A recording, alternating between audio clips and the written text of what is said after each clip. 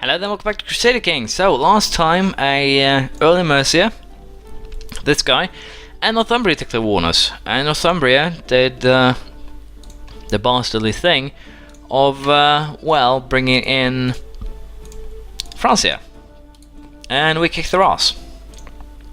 The end. That's the story. Yeah, but basically that's what happened. Francia did only have 5 boats for some weird reason, or 8, depending how you want to consider it.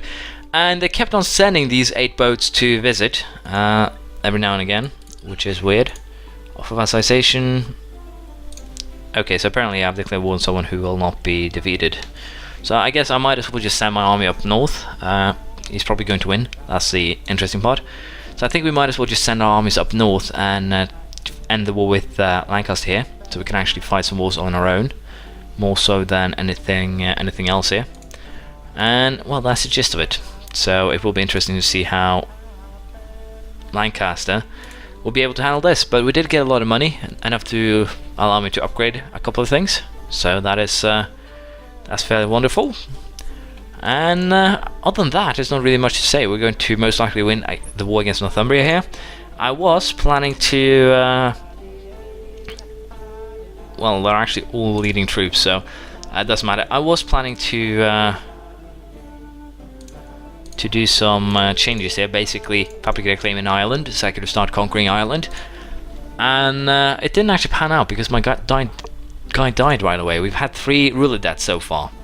3 Dukes of Essex that have died, I believe. Yes, we have Antonius the Old, Antonius II, and now we have Ruthenius. So I've had 2 deaths in charge, which is not good, but it is what it is. And for now we'll just siege, and hopefully we can end the war against Northumbria pretty soon. Apparently the Duchess of, well, Devon here, did end up in a situation where basically she didn't lose her title or anything. It's probably just someone trying to break free then. And of course that's good, because that means we can just march down now and siege it, then we can take Cornwall, then we have the southern lands completely under control. And again, I should probably go ahead and get myself some concubines, just sort that issue out right away.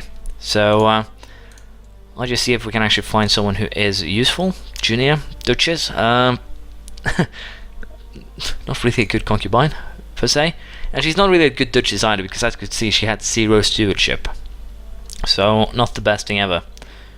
Concubine of Surrey, are you kidding me? Do you want me to murder you, Mr. Whisperer? Anyway, I need to figure out where the people that I wanted to have, well, concubines were. But it shouldn't be an issue. I should be able to figure this, or solve this fairly easily. For the time being, we'll just do it very, very simply and take the prisoners, because it's the easiest way. I have no idea if I can actually get anything negative by doing this, but of course with the people, probably. But other than that, I should be perfectly fine, I would presume.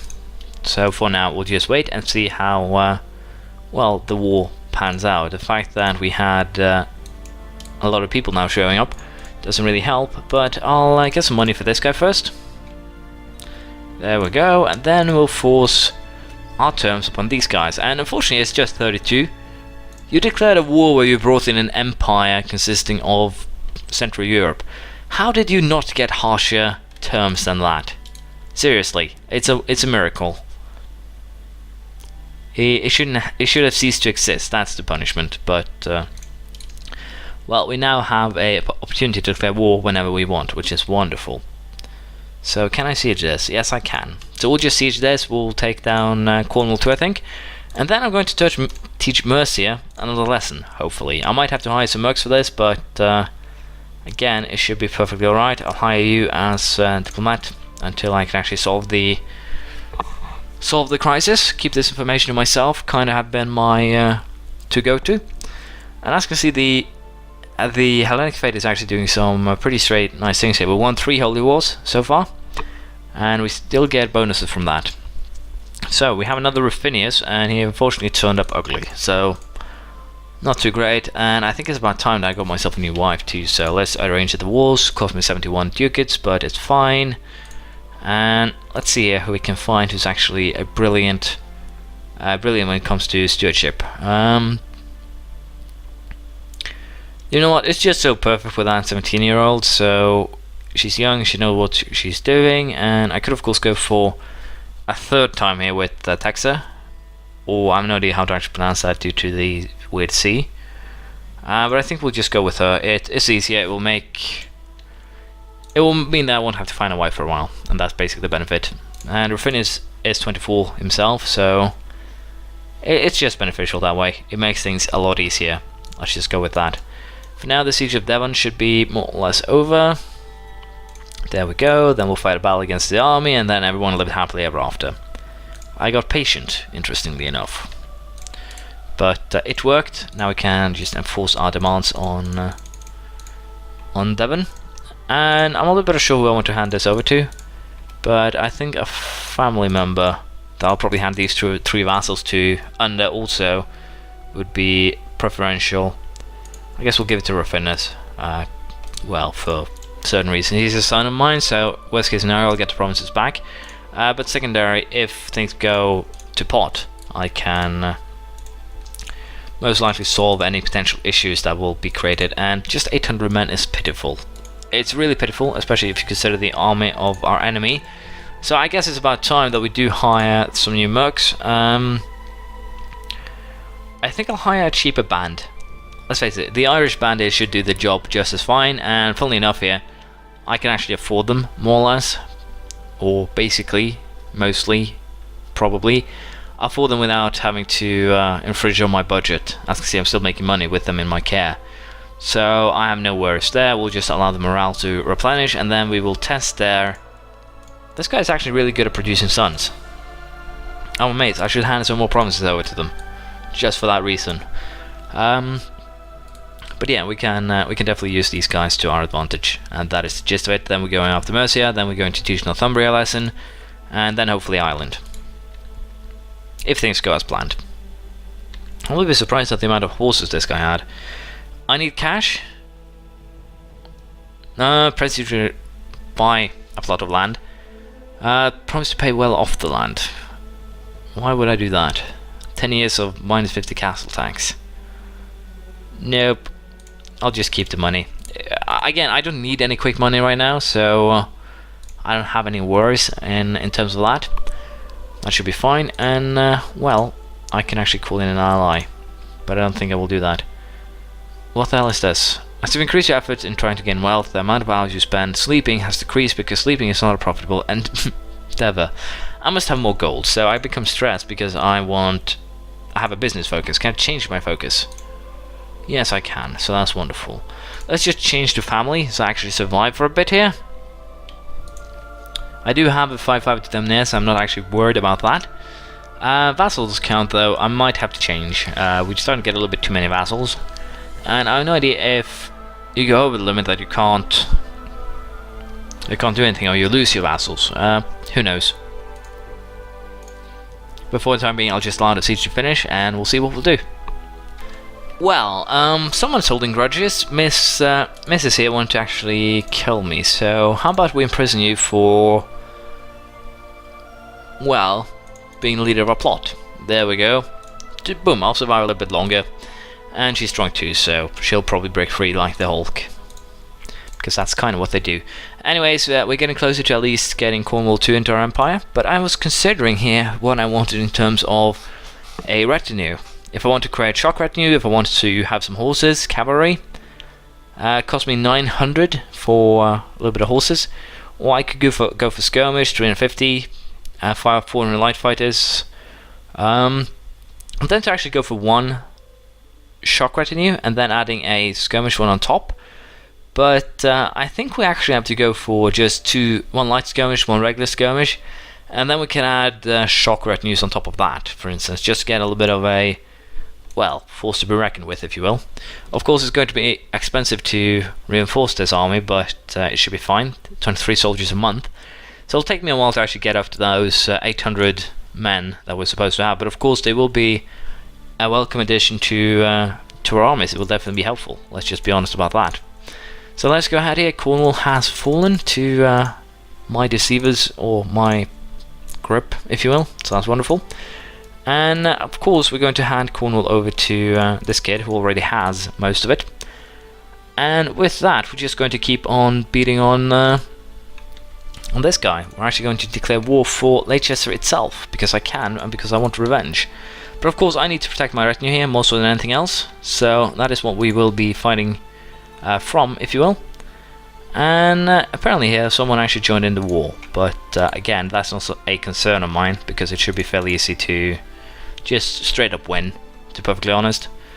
And I think in this case it's actually a part of Mercia, so I should probably give the last province to Britannicus here, because it's two of the countries I wanted him to have.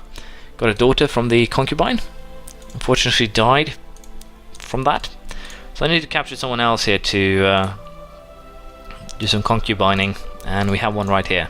Boom, problem solved. For now, however, I'll just allow the sieges to continue on their own, and I'll be back very, very soon, I think. Or we'll destroy that army first, because it's kind of a dangerous army. So I'll wait and see here what actually happens in terms of warfare. There we go, the first siege of Leicester has been completed. It was actually fairly easy, and I'm currently getting a lot of female daughters here. As you can see, I've gotten 4. A lot of them. And also, by that matter, I've also taken the liberty to find the people that are actually male of my dynasty and hold no titles and are not heir to any of my titles or any titles at all. These are the 5 people that are, and I'm probably going to hand over some provinces to them as time passes on. There's no reason not to.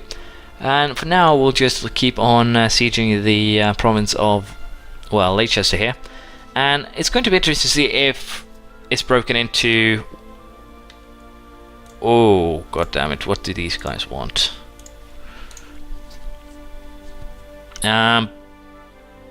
Takes occupied titles. So I'll probably have to fight these guys. So let's just siege that, or allow the siege to be completed, and then we will, well, take up all of our troops as arms and fight. Concubine is pregnant, wonderful, and boom. There we go. Let's rise up all rise, quite literally, and destroy these 41 men.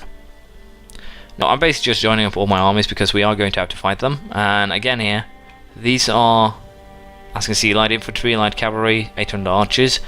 They need a fairly substantial army here to actually just beat them back, and that is why we are, again, rising up with everything we have to beat these Catholic bastards, if you will. But as you can see, it was actually fairly easy, and I didn't lose too many men doing so, which is great. But I will definitely make sure that I completely destroy this army, because it will be a lot easier to just get rid of it now rather than ending up in trouble sometime later. Did another army just rise up? No, wonderful. Split off the mercenaries, split off the retinue, and then we can allow this army to just stand down. Retinue will go back to the capital, the mercenaries will go back to the conquest of, well, the Mercia, so that's wonderful. And boom, that should be enough to enforce our demands. And apparently I just took a new province, so who cares. I'll probably have to deal with that later, but we'll hand this one as the last of the provinces that this kid will have. It's Leicester, of course. And again, I'm really tempted now to just go after Northumbria, because of the fact that they decided to attack us. They do also no longer have the ally with Francia, so we'll just go for Lancaster and just work our way north here. It should be a very, very simple thing to do. Let's just be honest, and hopefully I'll be getting some gains out of this. But of course, I need to hunt down their army and destroy it before it becomes an issue. And we have another son here, and again, I won't put my own sons into this list because it's basically easier to not to do that. And apparently, yeah, this might be a battle that we will lose. No, they end up in basically a river crossing, and that hurt them a lot. And I managed to actually capture an earl, so that is also very wonderful.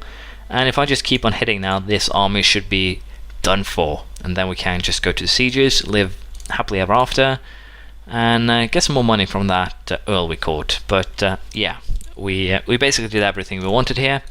And to be perfectly honest, we're going to leave it here because I am more or less out of time. There's no reason to